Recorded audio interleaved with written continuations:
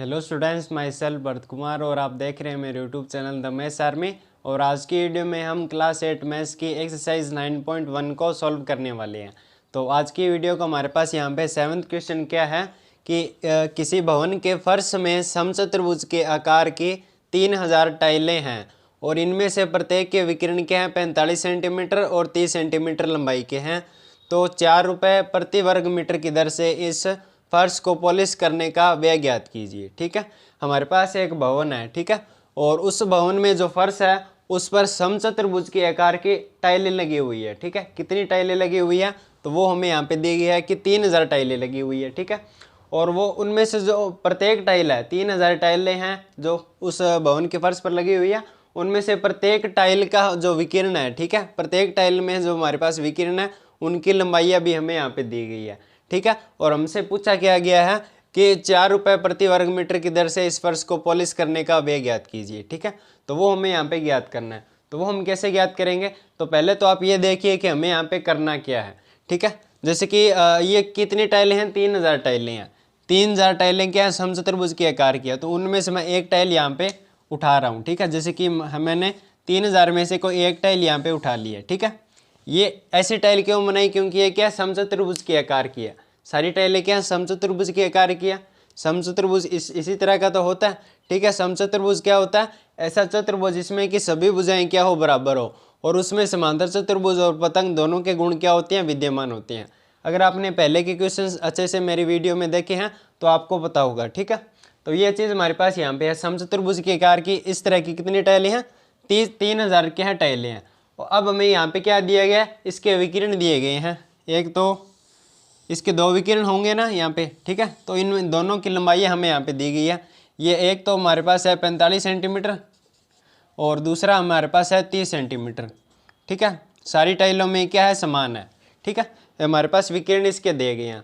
तो अब हमें यहाँ पे करना क्या है, तो हमें इस पर पॉलिश करनी है। ठीक है, इस तरह की 3000 टाइलें हो रहा, उन सभी पर पॉलिश करनी है। ठीक है, तो अगर हम इस पर पॉलिश करेंगे, ठीक है, इस प्रकार से इस पर सारी पर पॉलिश करना पड़ेगा। तो मैं आपसे ये पूछता हूँ कि अगर हम इस पर पॉलिश करते हैं तो हमें इसका क्षेत्रफल निकालना पड़ेगा या परिमाप निकालना पड़ेगा। ठीक है, क्षेत्रफल हम कब निकालते हैं, जब हमारे पास ये पूरा एरिया गिरता है। ठीक है, तब हम क्षेत्रफल निकालते हैं। और परिमाप हम कब निकालते हैं, जब हमारे पास बाउंड्री हमारे पास क्या होती है, कोई गिरती है। ठीक है, जैसे कि खेत के चारों ओर अब अगर हम कोई बाड़ लगाते हैं, ठीक है, खेत के चारों ओर अगर हम वायरिंग कर रहे हैं तब हमें क्या निकालना पड़ेगा, तब उसका हमें परिमाप निकालना होता था। ठीक है, लेकिन अब हमारे पास पॉलिश करनी है, मतलब कि ये पूरा एरिया हमें यहाँ पे कवर करना है, तो इसके लिए हमें इसका क्षेत्रफल ज्ञात करना पड़ेगा। मतलब कि हमें समचतुर्भुज का क्षेत्रफल यहाँ पे ज्ञात करना पड़ेगा। ठीक है, तो अगर हम एक टाइल का क्षेत्रफल निकाल लेंगे तो उस प्रकार से हम 3000 का भी आसानी से निकाल लेंगे। ठीक है, और फिर इस पर जो इसका पॉलिश करने का व्यय आएगा वो हम आसानी से निकाल पाएंगे। ठीक है, वो कैसे निकाल लेंगे वो आप अभी देखिए। तो अगर आपको वीडियो अच्छी लग रही है तो वीडियो को लाइक ज़रूर कर दें, और अगर आप हमारे चैनल पर नए हैं चैनल को सब्सक्राइब जरूर कर लीजिए, क्योंकि हम आपके लिए आगे भी ऐसी सॉल्यूशंस वीडियो लाते रहते हैं। तो आइए अब इस प्रश्न को सॉल्व करते हैं। तो आंसर में हम यहाँ पे क्या लिखेंगे, तो पहले तो हमें विकिरण दिए गए हैं। ठीक है, तो माना विकिरण को हम क्या मान लेते हैं, विकिरण की लंबाइयों को हम D1 और D2 से डिनोट कर देते हैं। तो एक तो विकिरण है 45 सेंटीमीटर, ठीक है, और दूसरा विकिरण है हमारे पास 30 सेंटीमीटर। ठीक है, यहाँ तक तो कोई दिक्कत नहीं है। अब मैं यहाँ पे क्या कर लेता हूँ, एक टाइल का क्षेत्रफल निकाल लेता हूँ, मतलब कि इस एक समचतुर्भुज का क्षेत्रफल निकाल लेता हूँ, और फिर हम 3000 का आसानी से निकाल लेंगे। ठीक है, वो कैसे, अब वो आप यहाँ पे देखिए। तो एक टाइल जो कि किसके आकार की है, समचतुर्भुज, मतलब कि समचतुर्भुज का क्षेत्रफल, या फिर आप कह सकते हैं एक टाइल का क्षेत्रफल। एक टाइल का क्षेत्रफल कितना होगा, तो समचतुर्भुज का क्षेत्रफल क्या होता है, 1/2 और दोनों विकिरणों का मल्टीप्लाई, मतलब कि D1 मल्टीप्लाई D2। इस तरह से हम इसका क्षेत्रफल निकालते हैं। तो 1/2 D1 हमारे पास है 45 सेंटीमीटर और D2 हमारे पास है 30 सेंटीमीटर। ठीक है, तो ये 2 के पड़े से यहाँ पे कट रहा है, यहाँ पे आ जाएगा 15 का हमें मल्टीप्लाई करना है 45 से, तो हम यहाँ पे साइड में मल्टीप्लाई कर लेते हैं। 5 का 5 से किया 25, ठीक है, 5 का 4 से किया 20 और 2 22, 5 और यहाँ पे 4, ठीक है, 5 7 675। ठीक है, 45 का हमने 15 से मल्टीप्लाई कर दिया तो हमारे पास आ गया 675, और इसका मात्रक क्या हो जाएगा, सेंटीमीटर की स्क्वायर हो जाएगी। ठीक है, क्योंकि यहाँ ये भी सेंटीमीटर में, ये भी सेंटीमीटर में है, तो आंसर क्या आ गया 675 सेंटीमीटर की स्क्वायर। ये क्या आया, एक टाइल का क्षेत्रफल आया कितना, 675 सेंटीमीटर की स्क्वायर। हमें क्या करना है, हमारे पास कितनी टाइलें हैं, टोटल 3000 टाइलें हैं, तो अब हमें 3000 टाइलों का क्षेत्रफल ज्ञात करना पड़ेगा। तो वो हम कैसे करेंगे, तो वो तो और भी आसान है, इसको 3000 से मल्टीप्लाई कर देंगे। 3000 टाइलों का क्षेत्रफल, हमने पहले क्या किया, एक टाइल का क्षेत्रफल निकाल लिया यहाँ पे। ठीक है, एक टाइल का क्षेत्रफल आ गया। अब हमें 3000 का निकालना है, तो मतलब कि 3000 से मल्टीप्लाई कर देंगे, तो 3000 का क्या आएगा, एक टाइल का ये रहा, और 3000 का हमें निकालना है, तो मतलब कि इसका मल्टीप्लाई कर देंगे। ठीक है, तो अब इनका मल्टीप्लाई कर देंगे, तो 675 का 3 से पहले कर लेते हैं। ठीक है, तो 5 का 3 से किया 15, 7 या 21 और 1 22, तो 6 या 18 और 20। ठीक है, 20 25 यहाँ पे इसका आंसर आ जाएगा 20 25, और कितने जीरो हैं, 1 2 3, तो मैं यहाँ पे 1 2 3 जीरो लगा रहा हूँ। ये क्या आ जाएगा, सेंटीमीटर की स्क्वायर में आ जाएगा। ठीक है, तो मैंने पहले क्या किया, एक टाइल का क्षेत्रफल निकाल लिया। ठीक है, ये हमारे पास सूत्र था, क्योंकि टाइल क्या है, समचतुर्भुज के आकार की है, तो मैं यहाँ पे समचतुर्भुज का ही तो फॉर्मूला यूज़ करूँगा क्षेत्रफल का। तो एक टाइल का आ गया, फिर मैंने 3000 टाइलों का निकाल लिया। ठीक है, बिल्कुल ये आसान सा है। अब हम आगे बढ़ते हैं,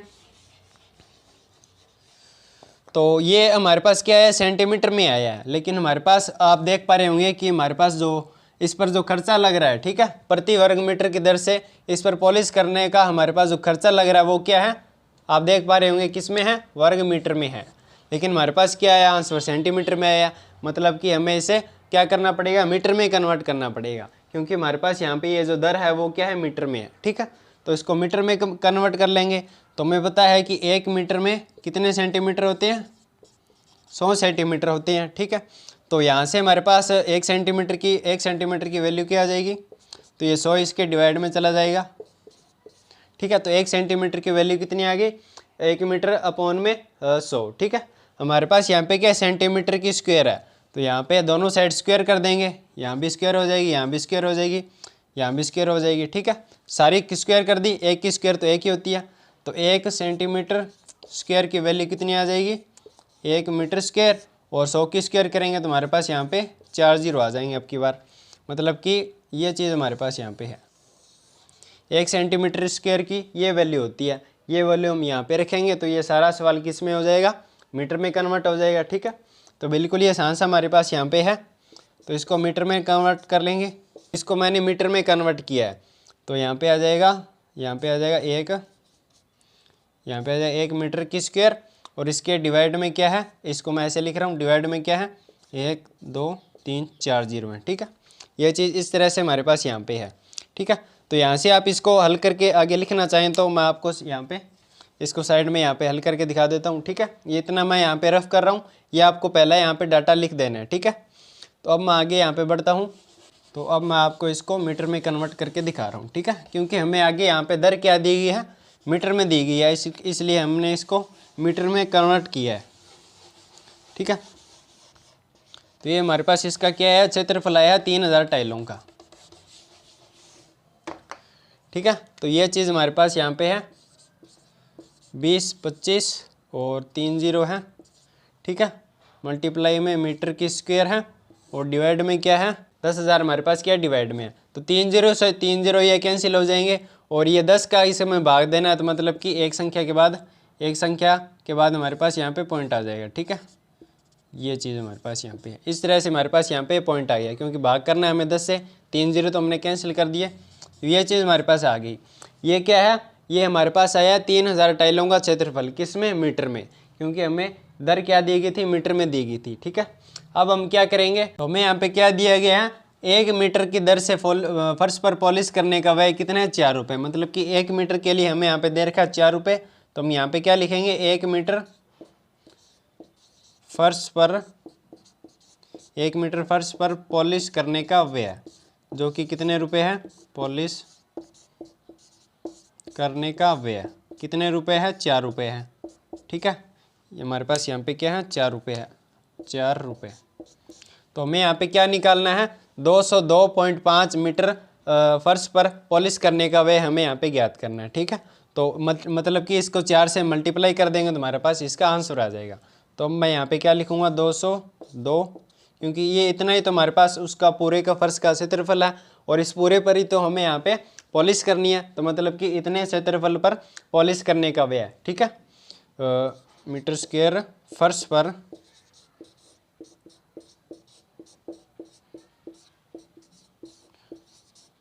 पॉलिश करने का व्यय वो कितना आ जाएगा, तो मतलब कि इसको 4 से मल्टीप्लाई कर देंगे, क्योंकि 1 मीटर के लिए 4 रुपये हैं, तो इतने मीटर के लिए 4 से मल्टीप्लाई, तो 4 मल्टीप्लाई करना है 202.5 मीटर की, ये क्या आ जाएगा, अब रुपयों में आ जाएगा। ठीक है, यहाँ पे इसका मतलब क्या आ जाएगा, रुपयों में आ जाएगा। तो अब मैं इसको यहाँ पे हल करने जा रहा हूँ। तो अब हमें मल्टीप्लाई करना है 20, 25, पॉइंट हम बाद में लगा देंगे इसका गुणा करने के बाद। ठीक है, हमें इसका मल्टीप्लाई करना है। तो आंसर आ गया हमारे पास 8100। एक संख्या के बाद पॉइंट आया तो मैंने यहाँ पे पॉइंट लगा दिया, मतलब कि 810 रुपये का क्या आ जाएगा, खर्चा आ जाएगा। ठीक है, हमने इसका क्षेत्रफल निकाल लिया। सारी हमारे पास जो 3000 टाइलें थी उन सभी का ये क्षेत्रफल हो गया, और इस क्षेत्रफल पर पॉलिश करने का व्यय कितना है, 810 रुपये। ठीक है, ये चीज़ हमारे पास यहाँ पे आ गई। हमें यहाँ पे क्या दिया गया था, मैं आपके सामने रिपीट कर रहा हूँ। हमें यहाँ पे एक भवन दिया गया था, और उसमें हमारे पास जो फर्श है, ठीक है, उस पर टाइलें लगी हुई है। कितनी टाइलें लगी हुई है, 3000 टाइलें लगी हुई है। ठीक है, और उनमें से प्रत्येक टाइल क्या है, समचतुर्भुज के आकार की है, और उसके विकिरणों की लंबाई हमें यहाँ पे दी गई है। हमसे ये पूछा गया है कि वो जो टाइलें हैं उस फर्श पर 4 रुपये प्रति वर्ग मीटर की दर से पॉलिश करने का व्यय ज्ञात करना है। ठीक है, तो हमने एक टाइल का क्षेत्रफल ज्ञात कर लिया, फिर 3000 टाइलों का क्षेत्रफल ज्ञात कर लिया। ठीक है, और इस प्रकार से हमने इस पर जो सारे फर्श पर पॉलिश करने का व्यय आसानी से ज्ञात कर लिया। वो कितना आया, वो आया 810 रुपये। ठीक है, तो आई होप कि आपको ये प्रश्न अच्छे समझ में आ गया होगा। अब हम आगे बढ़ते हैं इसके 8वें प्रश्न की ओर। स्टूडेंट्स, इस एक्सरसाइज का 8th क्वेश्चन आप सभी के सामने है, जिसमें कि हमें क्या पूछा गया है कि मोहन एक समलम के आकार का खेत खरीदना चाहता है। ठीक है, तो इस खेत की नदी के साथ वाली भुजा सड़क के साथ वाली भुजा के समांतर है और लंबाई में दुगुनी है। यदि इस खेत का क्षेत्रफल 10,500 मीटर की स्क्वायर है और दो समांतर भुजाओं के बीच की लंबवत दूरी हमें दे रखी है 100 मीटर है, तो नदी के साथ वाली भुजा की लंबाई ज्ञात कीजिए। ठीक है, हमारे पास एक मोहन है। ठीक है, मोहन एक लड़का है जो कि समलम के आकार का खेत खरीदना चाहता है। जैसे कि ये क्या है, समलम के आकार का खेत है। ठीक है, तो इस खेत की नदी के साथ वाली भुजा, ये जो खेत है, ठीक है, ये आपको जो यहाँ पे खेत दिखाई दे रहा है, ठीक है, ये जो खेत है, इतना ये क्या है, खेत है। तो इसके एक साइड तो क्या है, नदी है, और एक साइड क्या है, सड़क है। ठीक है, और इनके जो बीच की, ये मतलब कि इनके जो बीच की दूरी लंबवत दूरी, ठीक है, मतलब कि ये इस समलंब की क्या हो जाएगी, ऊंचाई हो जाएगी, इनके बीच की लंबवत दूरी। ठीक है, समांतर भुजाओं के बीच की लंबवत दूरी क्या कहलाती है, ऊंचाई तो कहलाती है। तो वो भी हमें यहाँ पे दे रखी है, कितनी दे रखी है, 100 मीटर दे रखी है। इसको मैं एच मान सकता हूँ, मतलब कि हाइट हो जाएगी, ऊंचाई हो जाएगी इस समलंब की। और इस खेत का क्षेत्रफल भी हमें दे रखा है, मतलब कि समलंब का क्षेत्रफल हमें दे रखा है। ठीक है, 10,500 मीटर की स्क्वायर, और इन दो समांतर भुजाओं के बीच की लंबवत दूरी। ठीक है, तो नदी के साथ वाली भुजा की लंबाई ज्ञात कीजिए, मतलब कि हमें इस भुजा की लंबाई यहाँ पे ज्ञात करनी है। ठीक है, तो वो हम कैसे ज्ञात करेंगे, तो पहले हम यहाँ पे जो दिया गया है वो हम पहले यहाँ पे लिख लेते हैं। ठीक है, तो हमें यहाँ पे जो दिया गया है पहले हम यहाँ पे वो लिख लेते हैं। तो एक तो हमें यहाँ पे क्या दिया गया, ये क्या है, समांतर भुजाएं हैं। समलंब क्या होता है, पहले तो मैं आपको वो बता देता हूँ, समलंब चतुर्भुज क्या होता है। तो ऐसा चतुर्भुज जिसमें भुजाओं का एक युग्म क्या होता है, समांतर होता है, तो वो क्या कहलाता है, समलंब चतुर्भुज कहलाता है। जो कि इसमें है, ये दोनों भुजाएं क्या दे रखी है, हमें समांतर ही तो दे रखी है, मतलब कि ये क्या है, समलंब चतुर्भुज है। ठीक है, और इसमें हमें ज्ञात क्या करना है, ये जो नदी के साइड वाली जो इसकी भुजा है, इसकी लंबाई हमें यहाँ पे ज्ञात करनी है, और इसका क्षेत्रफल दे रखा है। ठीक है, तो इसमें पहले हमें क्या दे रखा है, इसका क्षेत्रफल, खेत का मतलब कि समलंब का क्षेत्रफल हमें यहाँ पे दे रखा है। ठीक है, क्षेत्रफल हमें यहाँ पे दे रखा है, समलंब का क्षेत्रफल हमें यहाँ पे दे रखा है। कितना दे रखा है, वो हमारे पास है 10,500 मीटर की स्क्वायर, ये चीज़ हमारे पास यहाँ पे दे रखी है। और एक बात इसमें और दे रखी है कि भुजा के साथ वाली और लंबाई में दुगनी है। ठीक है, ये चीज़ मैं आपको लाइन दोबारा से पढ़ के बताता हूँ कि इस खेत की नदी के साथ वाली भुजा, ठीक है, नदी के साथ वाली भुजा सड़क के साथ वाली भुजा के समांतर है, मतलब कि ये दोनों समांतर हैं और लंबाई में दुगनी है। मतलब कि ये जो नदी वाली है ये क्या है, लंबाई में दुगनी है, किससे? सड़क वाली हमारे पास जो भुजा है उससे। तो अगर मैं जैसे कि मैं यहाँ पे मान लेता हूँ कि मानना सड़क के पास वाली भुजा मैं एक बार के लिए मान लेता हूँ कितनी है, एक्स है, क्योंकि हमें पता तो नहीं है ये कितनी है, तो एक बार के लिए मान लेता हूँ ये क्या है, एक्स है। और तो अब नदी के पास वाली कितनी हो जाएगी, वो इसकी दुगनी हो जाएगी, क्योंकि हमें यहाँ पे सवाल में दे रखा है और लंबाई में दुगनी है, ये चीज़ हमें यहाँ पे दे रखी है। और नदी के पास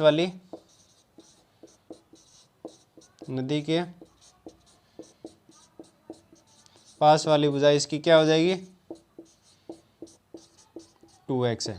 ठीक है, इसकी क्या है, दुगनी है, ये हमें यहाँ पे सवाल में दे रखा है। ठीक है, आप देख पा रहे होंगे कि इस खेत की नदी के साथ वाली भुजा सड़क के साथ वाली भुजा के समांतर है और लंबाई में क्या है, दुगनी है। मतलब कि ये जो नदी के पास वाली ये जो भुजा है ये इससे क्या है, लंबाई में क्या है, दुगनी है। तो इसको मैंने मान लिया x, तो ये क्या हो जाएगी, 2x हो जाएगी, मतलब कि इसकी दुगनी हो जाएगी। ठीक है, तो अब हम इसका क्या कर लेते हैं, क्षेत्रफल का यहाँ पे फॉर्मूला लगा देते हैं। ठीक है, और उस फॉर्मूले में सारी वैल्यू रख देंगे तो हमारे पास क्या आ जाएगी, x की वैल्यू आ जाएगी। अगर x की वैल्यू आ गई तो ये वाली भुजा हम आसानी से निकाल लेंगे। ठीक है, तो मैं इसका क्या करने वाला हूँ, क्षेत्रफल निकालने वाला हूँ। तो एक बार के लिए मैं यहाँ पे इसको रफ कर रहा हूँ, समलम या खेत का क्षेत्रफल।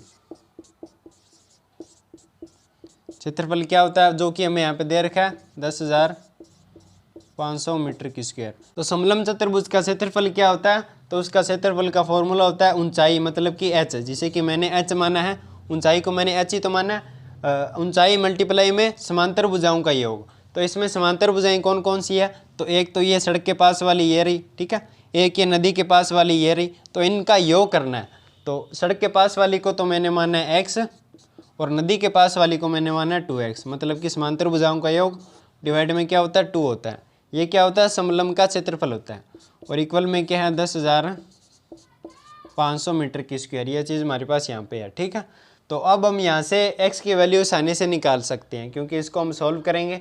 तो h हमारे पास कितना है, 100 मीटर है, 100 मीटर है। ठीक है, यहाँ पे आप मीटर की स्क्वायर लगाना चाहें तो लगा सकते हैं। तो h हमारे पास 100 मीटर है, मल्टीप्लाई में x प्लस 2x, मतलब कि 3x हमारे पास यहाँ पे आ जाएगा। इक्वल में क्या है, 10,500 मीटर की स्क्वायर डिवाइड में हमारे पास क्या है, 2 है। ठीक है, तो ये 2 से ये 100 कैंसिल हो जाएगा, तो यहाँ पे आ जाएगा 50 मीटर मल्टीप्लाई में 3x, 50 मीटर मल्टीप्लाई में 3x इक्वल में हमारे पास है 10,500 मीटर की स्क्वायर। ठीक है, ये चीज़ हमारे पास यहाँ पे है। तो इसको मैं आगे यहाँ पे और सॉल्व कर देता हूँ। तो यहाँ से हमें क्या करना है, x की वैल्यू निकालनी है। तो 3x, इस 50 को मैं इसके डिवाइड में लेके जा सकता हूँ, कैसे, इस प्रकार से 10,500 है, 10,000 हमारे पास यहाँ पे 500 है। ठीक है, और डिवाइड में मैंने क्या लिया है, 50। ठीक है, ये क्या है, मीटर में है और ये क्या है, मीटर की स्क्वायर में है, तो यहाँ से 1 मीटर कट जाएगा। ठीक है, तो ऊपर क्या बच जाएगा, 1 ही मीटर बच जाएगा। ठीक है, तो अब हमारे पास यहाँ से x की वैल्यू आ जाएगी। ठीक है, तो 1 0 से 1 0 ये भी कैंसिल, 1 0 से 1 0 ये कैंसिल। ठीक है, अब इसका इसमें भाग कर देते हैं, तो 5 का पहले जाएगा 2 पर। ठीक है, ऊपर से 1 और हमारे पास क्या 0 है, इसका भाग करने पर कितना आ गया, 210 आ गया।